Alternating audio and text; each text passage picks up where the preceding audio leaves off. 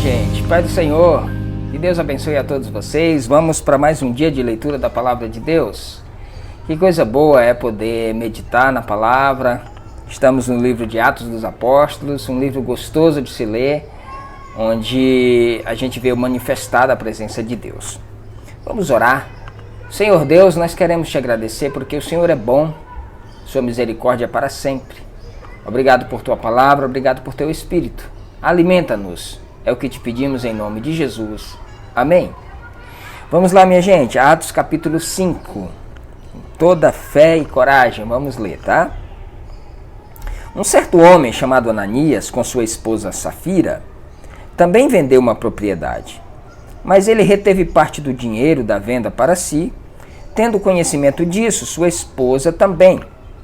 Ele levou a parte restante e a depositou aos pés dos apóstolos. Então, indagou-lhe Pedro: Ananias, por que permitistes que Satanás enchestes o teu coração, induzindo-te a mentir ao Espírito Santo para que ficasses com parte do valor do terreno? Mantendo-o contigo porventura, não continuaria teu? E vendido, não estaria todo o dinheiro em teu poder? Como pudestes permitir que tais ideias dominassem a tua vontade? Ao ouvir esta admoestação, Ananias caiu morto. Então grande temor tomou conta de todos os que souberam do que havia acontecido. Você pode ver que no capítulo 4, ele finaliza dizendo que o Barnabé, ele vende o seu campo e traz todo o dinheiro e deposita aos pés dos apóstolos. Ananias olhou aquilo, com certeza sentiu vontade de também fazer isso, mas quando ele vende, ele percebe que tinha um volume bom de dinheiro, ele falou: não, vamos fazer o seguinte, a gente leva só metade e fica com a outra parte, a gente leva uma parte e fica com outra, e aí a gente fica bem, né, com a gente, fica bem com eles, fica tudo certo.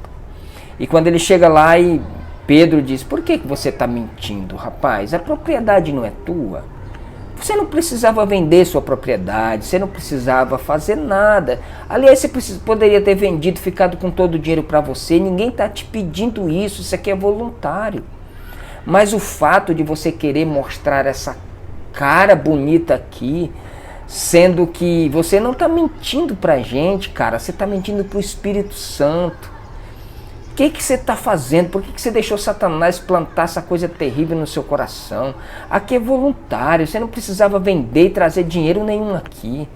Isso aqui é tudo voluntário, meu amigo. Por que você fez isso? E quando ele falou isso, o camarada caiu morto.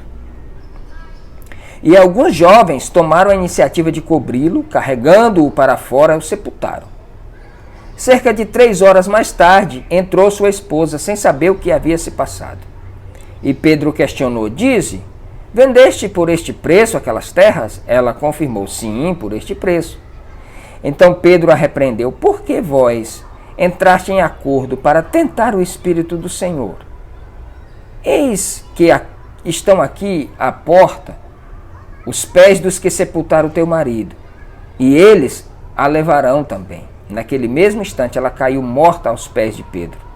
Então aqueles jovens entraram e, encontrando-a morta, levaram-na e sepultaram ao lado do seu marido. E grande temor se apoderou de toda a igreja e de todos os que ouviram falar sobre estes acontecimentos. Na verdade, aqui não é uma punição de Deus porque não estava trazendo o dinheiro. É por uma falsa espiritualidade.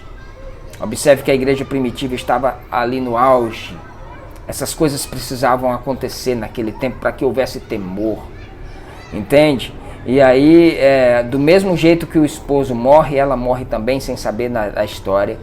E ela teve a oportunidade de confirmar ou de desmentir o marido, mas ela confirmou a mentira, mentindo descaradamente diante dos apóstolos, e aí ele recebeu uma severa punição.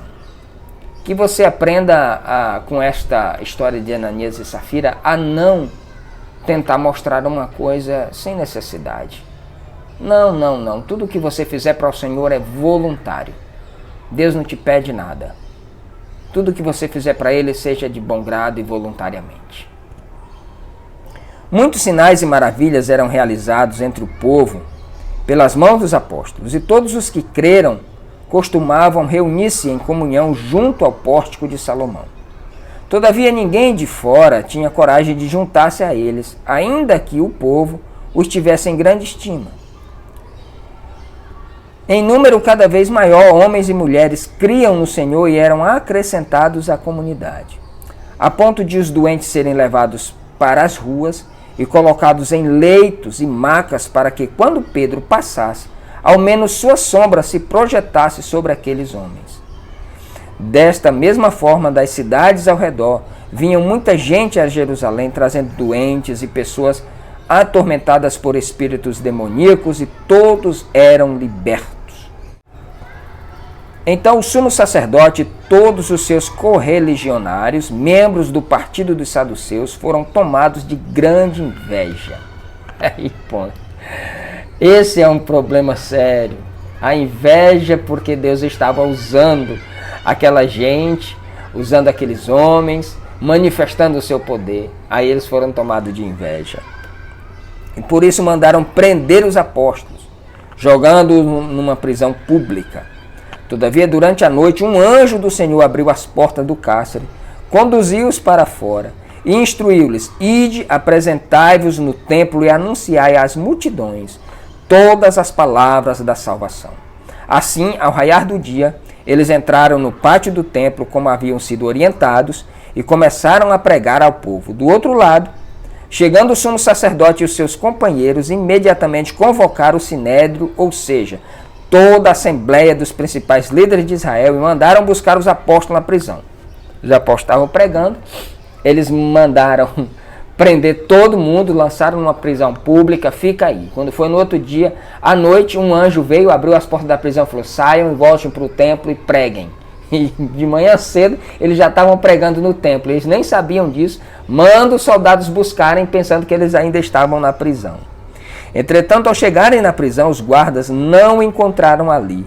Então voltaram e comunicaram: encontramos o cárcere fechado, com toda a segurança, e as sentinelas nos seus postos, junto às portas, mas abrindo-as, ninguém encontramos lá dentro. A gente entrou lá, chegou, estavam os sentinelas a postos, estavam os ferrolhos nos lugares, os cadeados nos lugares, mas não tinha ninguém lá dentro. E agora? Diante desse relato, o capitão da guarda do templo e os chefes dos sacerdotes ficaram atônitos, imaginando o que poderia ter acontecido com os apóstolos. Nesse momento chegou alguém com a notícia: eis que os homens que recolhestes à prisão estão no pátio do templo ensinando ao povo. Então o capitão foi com os guardas e os trouxe outra vez, porém sem violência, pois temiam ser apedrejados pela multidão. E depois de trazê-los, os apresentaram ao sinédrio, e o sumo sacerdote os interrogou: não vos ordenamos expressamente que não pregassem nesse nome?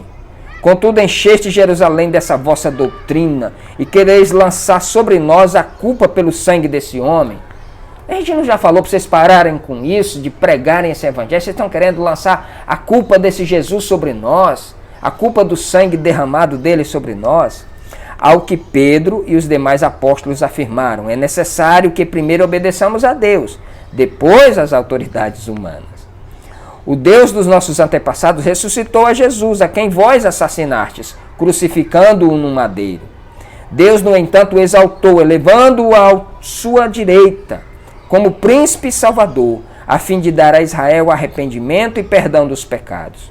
Ora, nós somos testemunhas desses fatos, bem como o Espírito Santo que Deus concedeu aos que são obedientes a Ele. Ao ouvir estas palavras, eles muito se enfureceram e queriam matá-los. Então, certo fariseu chamado Gamaliel, doutor da lei, respeitado por todas as pessoas, levantou-se no sinédrio e pediu que aqueles homens fossem retirados por um momento. E prosseguiu dizendo: caros israelitas, considerai com toda cautela o que estáis para decidir fazer a estes homens. Porquanto há algum tempo surgiu Teudas, pregando ser alguém, e aproximadamente 400 anos se juntaram a ele. Todavia ele foi morto e todos os seguidores se dispersaram e acabaram em nada. Depois dele, na época do recenseamento, Apareceu Judas, o galileu, que liderou um grupo revolucionário. Ele, da mesma forma, foi morto e todos os seus companheiros se espalharam. Contudo, nesse caso, vos advirto, afastai-vos destes homens e deixai-os seguir em paz, pois se a obra ou o propósito for deles de origem meramente humana, vai perecer, vai acabar também. Se todavia proceder de Deus, não conseguiremos jamais impedir, pois vós achareis em guerra contra Deus. Então Gamaliel se levanta ali e diz, gente, por favor, observe o que vocês estão querendo fazer aqui. Vocês querem matar esse povo? Se eles forem uns aventureiros, como apareceu aí Teudas, como apareceu Judas o Galileu, passaram-se o tempo, foi morto, o seu bando foi dispersado, os seus discípulos se acabaram, entende? Ninguém precisou colocar a mão. Agora esses homens, deixa eles seguirem em paz, porque se for obra humana, vai se acabar. Mas se for obra de Deus, nós estaremos lutando contra Deus. Isso não é muito bom. E as palavras de Gamaliel convenceram a eles, então mandaram trazer os apóstolos e ordenaram que fossem açoitados. Depois exigiram-lhes que não mais falassem em nome de Jesus e os deixaram sair em liberdade. Os apóstolos se retiraram do sinédrio contentes. Isso é que me impressiona. Os caras saíram presos, foram açoitados e saíram contentes por haverem sido considerados dignos de serem humilhados por causa do nome de Jesus. Isso aqui é impressionante. Isso é maravilhoso demais. Isso é um estilo de vida de discípulo que hoje não se busca mais. Com certeza não. E todos os dias no templo, bem como de casa em casa, não deixavam de pregar e ensinar que Jesus Cristo é o Messias. Jesus é o Messias. Que coisa maravilhosa, que ousadia. Somente o Espírito Santo traz essa ousadia. O camarada é preso, é açoitado, ele sai alegre por terem sido dignos de serem açoitados em nome de Jesus. Vamos resgatar, gente, em nome de Jesus, esta ousadia. Vamos resgatar esse sentimento de sermos dignos, né, de sermos humilhados em nome de Jesus. Quem está disposto a isso? Quem gostaria de se aventurar nesse chamado? Esse chamado é para todos. Que Deus nos ajude, que Deus nos dê graça para não fazermos feio na nossa chamada. Essa chamada é maravilhosa. Assim como Deus chamou os apóstolos, Ele chamou a nós também. A gente se encontra amanhã. Que Deus te abençoe.